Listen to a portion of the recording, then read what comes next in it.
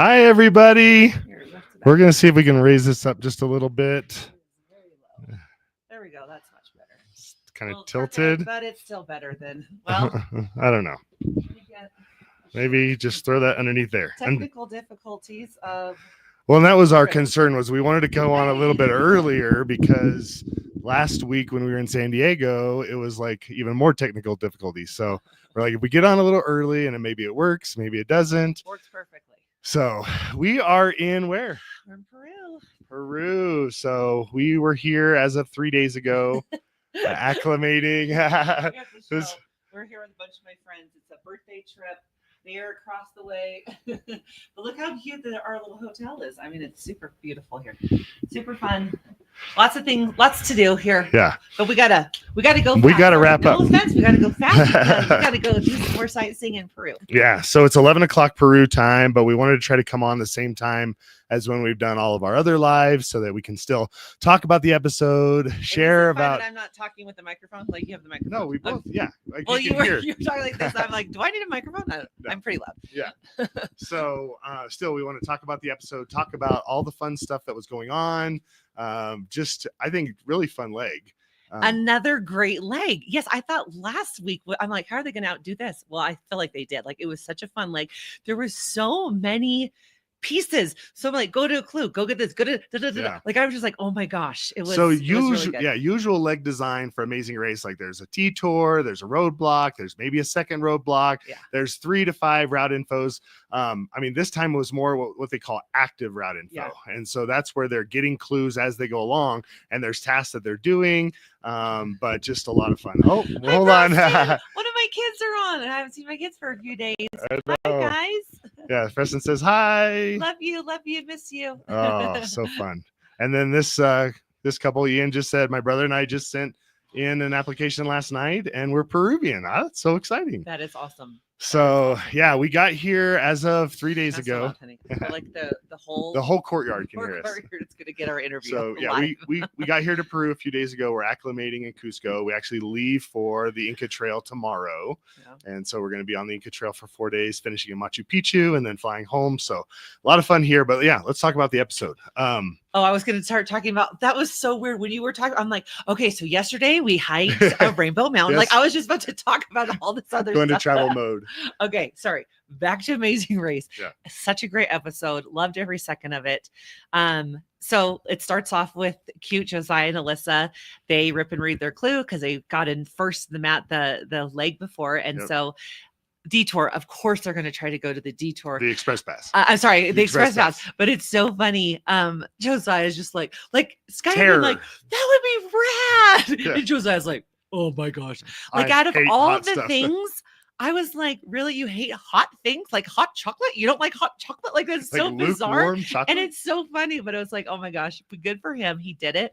But he was like, you go first, Alyssa, just in case. Yeah. But Alyssa, no, like that was great because Alyssa knows her husband so well that she's like, I'm going to zip it, even though it was hot, even though it kind of hurt. I'm not going to do anything and be like, it was easy, baby. You got this. And then like not panic, which was great because a lot of people would be like, like me, I would have been like loud and obnoxious running across. And I love Josiah's mentality. He's like, it's just hot sand. Don't think of it as like I'm at the beach. I'm at the beach. I'm walking from the shore like to the sidewalk or whatever. Cute. Yeah. So yeah, good super for them. fun. And they got it quickly. They got the express pass. And smart. All the other teams were like, not a chance. Let's just keep going. Right. Well, and I mean, they started with a 40-minute lead, and they said it took about 40 minutes. So when they left the express pass, they expected they were probably in third place. I think it was probably closer, like they were in second place at that point. I think Mark and Brett were ahead of them, but I don't think Jonathan and Anna had necessarily yet ripped in red. But yeah, super fun. I also thought it was cool. Like, yes, they did the self-drive. So let's talk about the self-drive for a second, because they had to go from the rural area of Bulgaria into Sofia, the capital. Yeah. And I think we would have done really, really well. Like, I think I'm great at reading maps. Again, we always talked about I'm the navigator. She's going to be the driver. Right. I think we would have done a good job getting into Sofia very quickly. But then as soon as you park that car and you're moving on, the whole rest of the leg was supposed to be what? It was public transportation. Right? Either you can run, walk, take a bus, train, whatever. Just no taxi. No, it says no taxi. You must not use a taxi. for the rest of the leg. I felt so bad for them. Yeah, Melinda and Erica misread that. You could actually hear Erica say, "We must take a taxi for the rest of the leg," and she just missed that one word nod, and that's what Phil focused on at the end. Yeah. And we'll talk about penalties and that stuff because I think I remember correctly about what the race rules were. So we'll talk about that at the end of the whole segment. But they get there to Lake Ariana, and they've got to go in after that cross. So fun to see all those guys in the little lake, cool. Shallow area. Well, and you could hear Brett and Mark, when they got the clue, they're like, we can hear them. They're already singing. You could already hear something's going on. Yeah. And so Mark and Brett, they're there first. They get in there quickly, took their shirts and stuff off. Yeah, I'm sure fans love to see that. And then they got in there quickly. They got out of there fast. So something behind the scenes that you may or may not have noticed, maybe the sleuthing people noticed that the microphones, did you guys notice that they have the necklaces with the little black ball, kind of fuzzy ball? That is the microphone that we can wear in the water. So when we were in Bali and we got to dive into the ocean, we had to put that on. So everyone had to switch microphones. So normally our mic is inside of our shirts, pinned inside of our shirt with the cord wrapped around our waist. This one is the necklace. So you can tell that has changed. So right when they read it and see it, it's pause, change the microphones. Obviously, they're not showing that, but I could see them. I'm like, oh, they had to change it, even though you could just reach down. Some people went all the way under. Some people could just reach down and grab it. And some people just let one person do it. Oh, there's someone else. There's someone else that we know. So I'm like, that was interesting that they put the water mics on when I think it was Jonathan, Anna just stood there and Jonathan went down and got it, but he didn't even go all the way under. I'm like, that's interesting.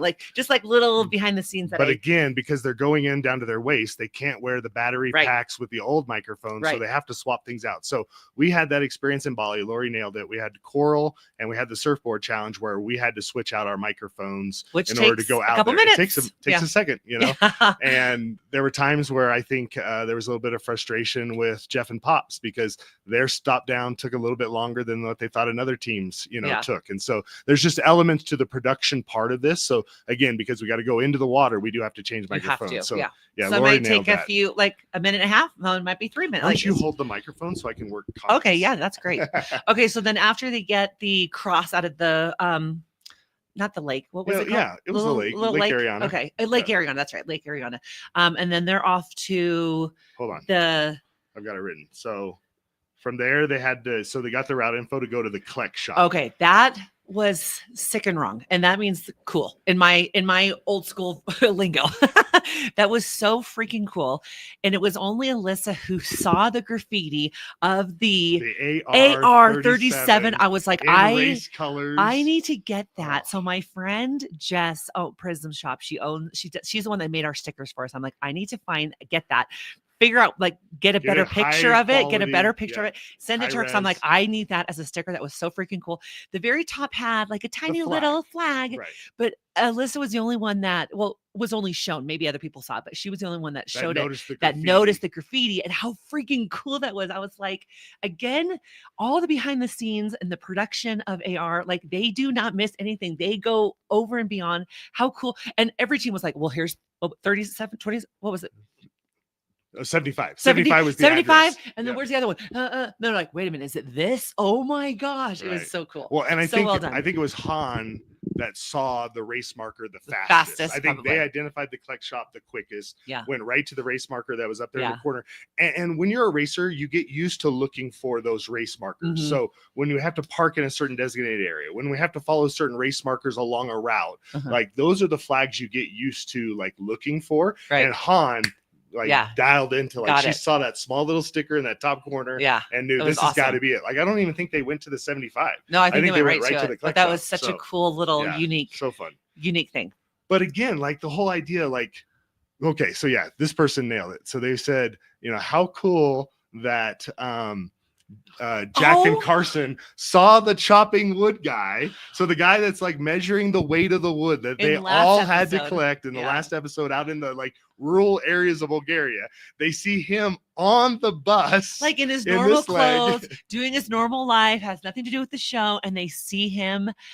That is unheard of. And I think Jack nailed it where he's like, I think this is our spirit guy.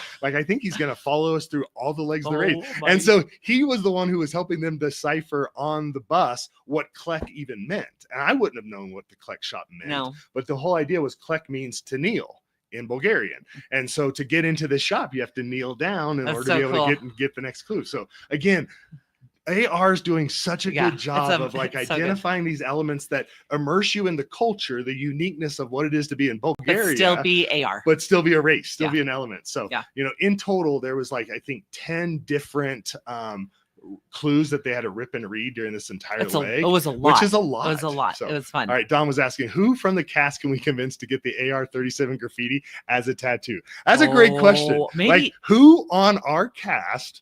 Maybe Jeff? I would say Jeff. I think Jeff would totally do it. I don't know. Anyways, comment if you would get this AR. But okay, but maybe it is your community. We'll say our community now that all the Discord people, maybe they can get it and find. Oh, for sure, they can get the high res. Get the high res. I'm not going to get a tattoo. I'm sorry, but I will get stickers, and I will mail you a sticker because those stickers, that would be such a cool sticker to have of the graffiti AR. Or TAR. How cool for somebody from our cast to get that AR-37. Oh, for sure. Graffiti tattoo. Okay, I'm going to text Jeff when we're done with this. Mark and Brett will do it since they won this leg. Like, I don't know. But maybe they're the type that might do it. Do they even have tattoos? I can't remember.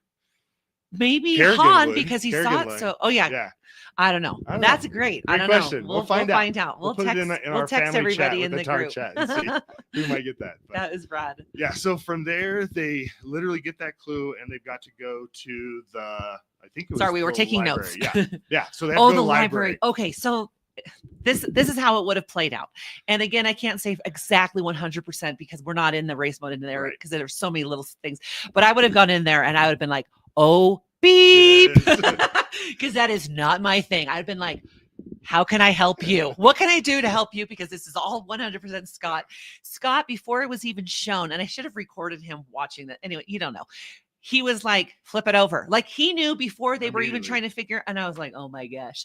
Now it was like interesting. If anyone's ever gotten a decoder ring from like a cereal box, like back in the day when they had toys at the bottom of cereal boxes, like that's what the decoder rings were like all about. Changing different ciphers. And then tons of us that have played games online, we're used to doing these ciphers. There's puzzles built around these like different ciphers. I would have been stuck there still. I would have still been there right now. So immediately I would have been inspecting everything that we're given because AR is not going to give you something if there's not a way to solve it with what you're given. That's true. Now, granted, it could have been in the library. Like I agree, Josiah and Alyssa's idea, like let's look around. Maybe there's another clue in the library. Could have been. But there's a lot of books. Like I don't think they're looking to waste that much time. Immediately, I would have been inspecting everything. And usually, the way a cipher works is the result, the solution, is on the instrument itself. Yeah. So whether it's along the outside of the ring, or it's in the middle of the ring, or it's on the back side of the ring. Like those are the first places you're looking. Now, where I think we would have messed up with that is because we're Christian and we know the Bible pretty well and scriptures pretty well. We would have said the scripture to be. So it would have been in the beginning is the word, and the word was God, and the word was with God, and the word was God. Yeah. So King James version of the Bible. So we would have been like the first sentence. We were like, let's go. And we would have gone up there and then been like, nope. And we're like, wait a minute, what? Then we would have had to finish and it. Like, of course, there's different versions of Bibles, and so we probably would have had to gone twice on that challenge because I think we would have been like, oh, it has to be the scripture, but because our wording is slightly different. But I think we would have. I think that's what we would have done. Yeah, I think we would have gotten halfway through, thought we knew it, gone out to get a check, realized we were wrong, finish it really fast, fix our mistake. Yeah. But I do agree with this when you're in the room with other teams. And they're like, we're down to only 7 teams at this point, right? Okay. I mean, there's a hard decision there about do you help other teams or not? Oh, that's so hard. You know, and I think like our race style was we like to help other teams, but not to the point of it being at the expense of our own race. Yeah. And I can't even tell you if we would have helped people or not, because there's so many little intricate things. Like what place were we? How long were we there? Just like so many things.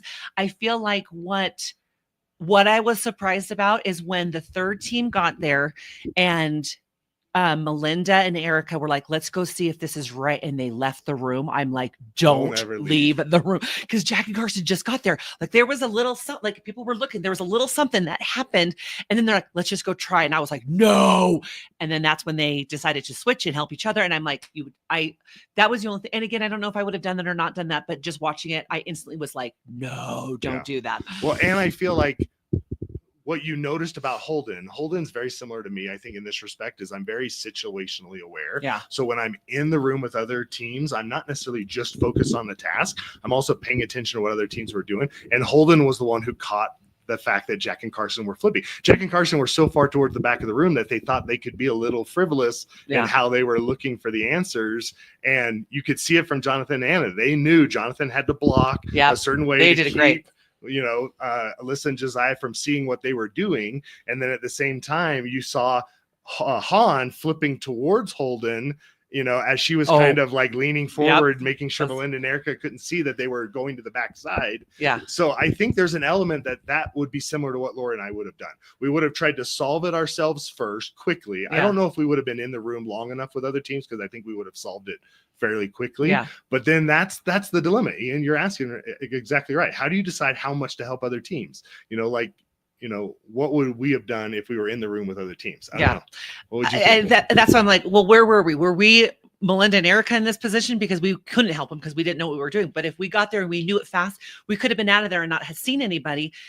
If we were with another team, we probably would have helped them after the fact of just saying, like, flip it over. Like, sorry, this is going to be a little shade. Like when Jonathan's like, all right, let me tell you. Are you guys still struggling? Yeah, I'm like, just tell him just to flip it over. Like, flip it over and then get the heck out of there. And you're slowing yourself down. I know there's like this whole production, and I'm like, what is he doing? Yeah. So I think if there was another team, and there were some teams that we were still very close with, Jeff and Pop's are already out at this point, so they wouldn't have been there. But I think Alyssa and Josiah, if they were there, we would have helped them out. Yeah. If Jack and Carson were there, we would have helped them out. I don't think we necessarily would have helped Jonathan and Anna. But I don't know, because we weren't in the race, and we could have had other experiences of bonding with them, and we would. It's so hard to say. We probably would have said something just like on the way zipping out of the room, just flip it over, and hurry and get to the next clue, kind of a thing. Well, and I think you saw the frustration from Jonathan and Anna when they got to the sculpture garden and they realized they were like, how did they beat us? Like, they're and that's so why I'm like, frustrated. Are you helping them? Because now they just beat you. Like, they didn't beat him overall, like in the race. But I'm like, well, they did. Well, I mean, like it was they weren't like eliminated. Yeah, I mean. they weren't eliminated. But I'm like, it's if you're in the front, you're a little bit more helpful. But if you're the last person or the second to last, there's no way. Like if we were second to last team in there with the last team, we would not have helped them, just because you can't. No one can help the very last team. Right. I don't know. Well, they did though. They told them to flip it over. So Han and Holden, when they went, it's so hard. I do agree that Han and Holden were struggling with the fact that they had already committed to Erica and Melinda to work together. And then halfway through the challenge, when Erica and Melinda left to go get the check, and then they realized, no, we want to work with Jack and Carson. Like that changed things significantly for them, but they had already promised to help. So there was that integrity element that Holden was manifesting, and like, no, we have to at least do something to help them. Right. So they've got to go back in that room anyways to grab their stuff because they left to go get the check. So at that point, I think is brilliant flip it over. For production. You have to go back in the room and see other people there and maybe say, oh, I got it or I didn't get it. Like then it gives them the element of like, are you gonna help them or not, kind of a thing. I thought that was awesome. So I think Annalise is asking, like, I thought Alyssa and Josiah had passed them, but she couldn't remember exactly where it had happened. And I think what it was you saw that Jonathan and Anna got off their bus too early. They were asking where to go to the sculpture garden. And they're like, oh, you still need to be on bus 1. And they're like, oh, we were just on bus 1. So I think that momentary little slip in the public transportation thing allowed them to slip slightly behind where Alyssa and Josiah were.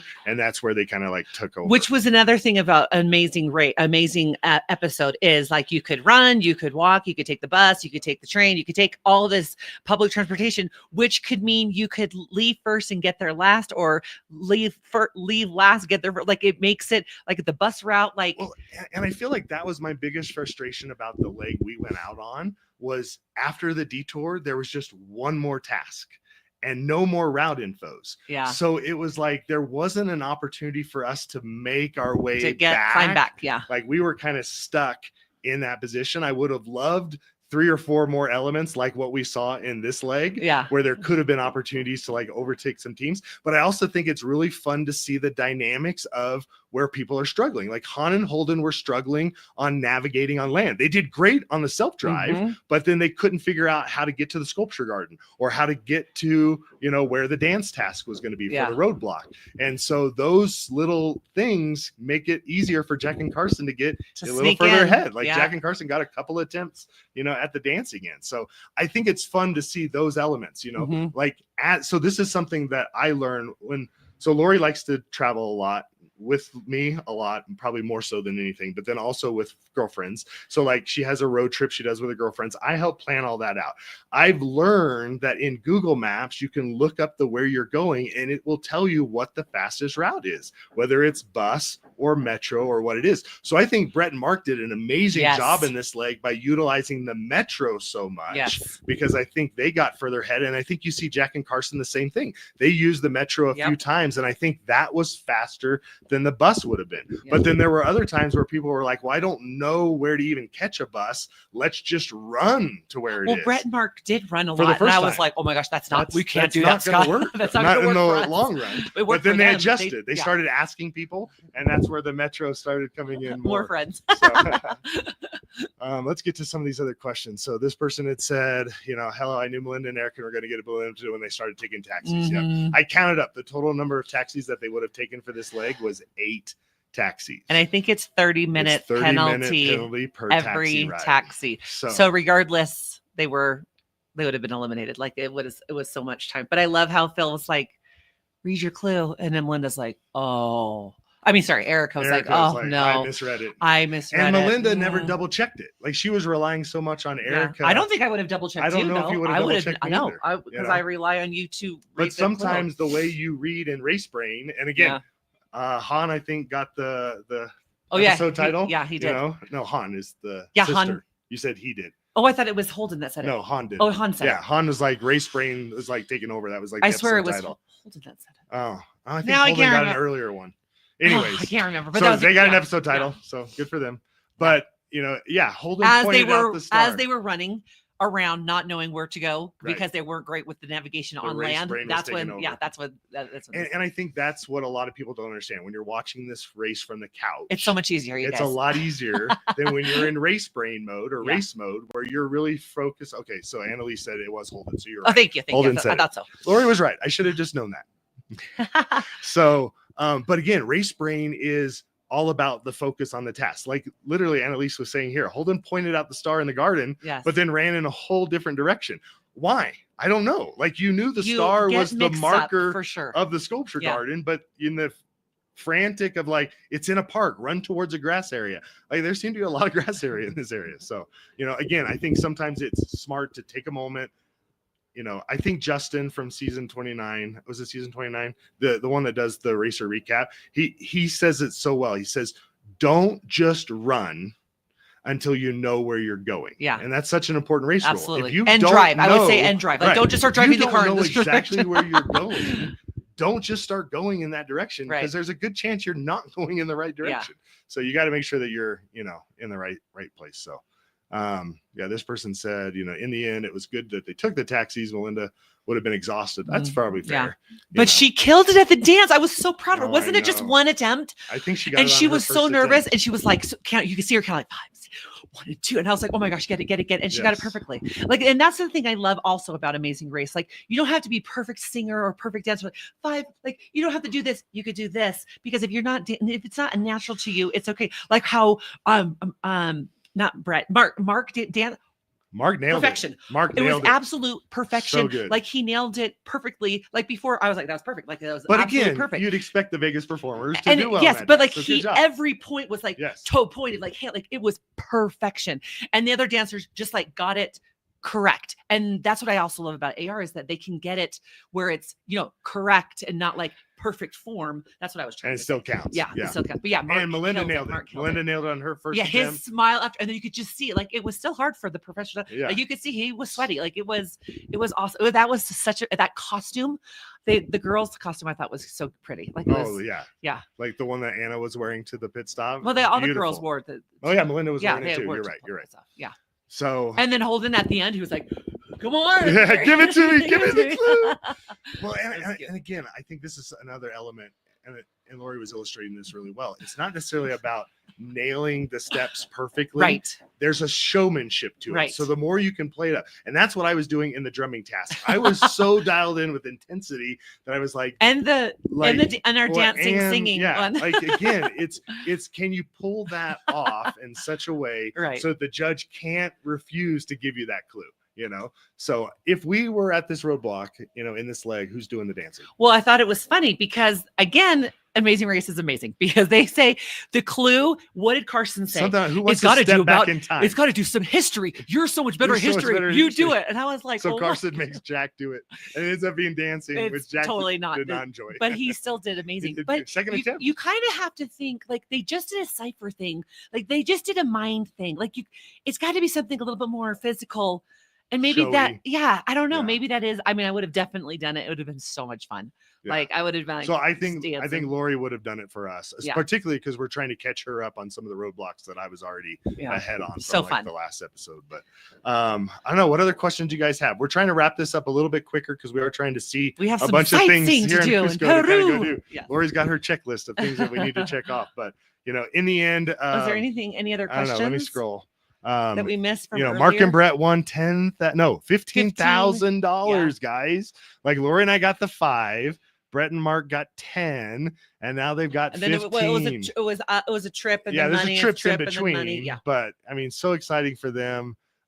Just so cool. Oh, Alyssa's favorite is like, let's go. Okay, so sorry, hold this. Yeah. So we're in this for my Cusco, birthday, trip to hike Machu Picchu. So of course I asked all my best friends, I tricked them into doing this with me. So they're here, and there's Alyssa. There she is. She just finished with massage. They had a little couples massage for us to finish our lives, so then we can go out and sightsee. But we keep seeing them in the courtyard or around.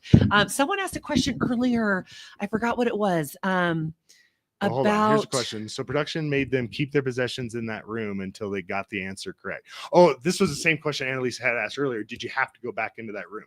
And I think everyone goes into that room with their race gear, sits down to do the task, but I don't think you're taking your gear with you to go get the check because you're not sure if you're actually going to get it right or not. A couple of teams did take their stuff, but most teams didn't. So Jack and Carson did not have to come back into that room because they already had their stuff with them. But maybe that was the way out. Maybe that was the only way for them. Yeah. I don't know that. I would have to ask Jack and Carson that. Well, again, we weren't there, so we can't speak to what production was forcing teams to do. Yeah. But Jonathan and Anna had left at least their water bottle, and I think their pack's there, so that's what caused them to go back in and help Alyssa. But it might have been the only way out, which I think it was. But we don't see Jack and Carson back in that room, so I don't think you had to. It was at the top. It was one of the very first questions. Scroll all the way to the top. This was a good point. I didn't show this. Let's see. Step 1 should always be asking a local to look it up, right? It doesn't take long, and it can make all the difference. I agree to that to an extent because one element, and we talked about this early on in our recaps, there is some time element that gets frustrating. Okay. So there is some time element because after you ask somebody something, your sound guy is now getting video releases from each of those people that you asked, and it's in their native language, but they, depending upon how much they want to read what they're signing, you could spend a fair amount of time stuck there with a group it could of be people. 30 seconds and it could be several minutes. What Lori and I learned was never ask a group of people. Always ask 1 or 2 people because that's only 1 or 2 releases that you have to get. Remember, Erica said that, and I feel like this was the best, as she's running, does anyone know where blah blah blah building is? And because she's not really talking to anyone, they don't have to get a release. So someone's like, well, I do. Then they would go to that person, get the information, and then get the sign. I was like, oh, that's actually smart.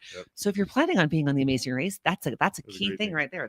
Rick said Firewalk was 5 seconds of burning feet for an express pass. It looked really short to me. Of course, it's not going to actually burn their feet. Of course, it was very hot. I'm not trying to say that, but I thought it wasn't as dramatic as it's going to be. Obviously, it's television, but I didn't think it was very long. I thought it should be 2 or 3 times as long. It should have been really long. Well, to be fair, here's the element, at least in my experience watching The Amazing Race as many seasons as we had since season 1. Express passes, I think, have to have some time component to it, but you also have to understand that they still have to go back and complete every single task. This isn't the fast forward, this is the express pass. So I do like that they had to go to a separate location, and you know that because Josiah said it cost them 40 minutes to get that express pass, and they had about a 40-minute lead on Mark and Brett, and it ended up costing them not the ability to get the win for that leg, first place. But they picked up the express pass. So that's time well spent. I agree 100%. But then there's other elements where you're like, but do I spend an hour and a half here? Do I spend 2 hours here? Like if it ended up being longer than that, or if it was harder, like at what point do you decide, you know what, we can't spend any more time here trying to get this express pass. Like we need to move on. Right. So I didn't love the express pass in leg 3 of our race because we were already at that location, and just getting your second partner to do it also at that roadblock, I thought was kind of an easy express pass. But it worked in our favor because that's when we won. That's when we left. We left them behind. We were like, said, you guys are fighting it out. You guys get bye. It. We're going to go get the win. Bye. So, but I do love that they had to go to a different place, and it was something that they were struggling with a little bit, you know? So it wasn't necessarily an easy slam dunk, but if we left in first, I think we would have gone for it. Yeah, well, for sure we would have gone for it. Yeah. I'm looking at any other comments that we maybe missed, scrolling through. Well, just remember every Thursday, the day after, we will be going live telling our, 2 cents of what happened on the episode, which is so exciting. Most of the teams, we are all getting together for the finale in New York City to watch the finale together. So that's going to be epic. Brooke from Purple Pants podcast, say that 10 times fast. She's going to be doing a podcast interviewing all of us at the same time after the episode airs. Really that's going to be freaking epic. So yeah, if you have any questions, always DM us or, reach out on Instagram or whatever, which is great. And we can help answer any questions you have. But if not, then we'll see you next Thursday at 10 a.m. Mountain Standard Time. Wherever we are in the world, we will try to get on. So fortunately for us, we actually fly home on Wednesday from our hike, here in Peru. So we'll be back in the States for this next week, and it's going to be a lot of fun. We will look a little bit tattered. Yeah, a little bit more tattered than this. So here's a good question. Are the camera guys super jacked and athletic to be able to keep up with you while hauling all this gear? So I don't ever, there's only that they one. They don't seem like crazy big, but athletic like no other. They're running backwards faster than I could run forward. Now, again, that's not saying a lot because I'm a very slow runner, but they were doing that to all the teams. They are like, and if they know the route and they know this, they kind of know where to go, but they are still like running full speed with this huge, and they had us the week before, they had us hold all the equipment and to show us that this is not an easy thing. And so they give them props. They're absolutely 100%. Amazing. Even the sound guy has this like big pouch thing, and he has to be right with us as well. Yeah. So this person, Thomas, wanted to know, did all 11 eliminated teams stay at the same place or hotel, or were the final few sent closer to the finish line? So I can share that everyone but the final 5 was sent home after we were eliminated from the race. So we weren't all held together in any kind of a sequester. Prior to COVID, they did sequester everyone.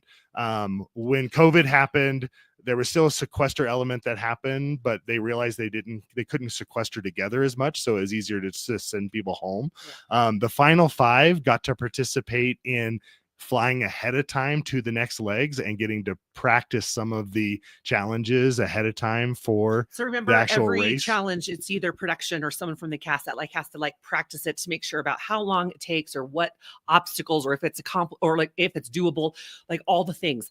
So yeah, on that last couple legs, they have the contestants that are already eliminated being able to do that.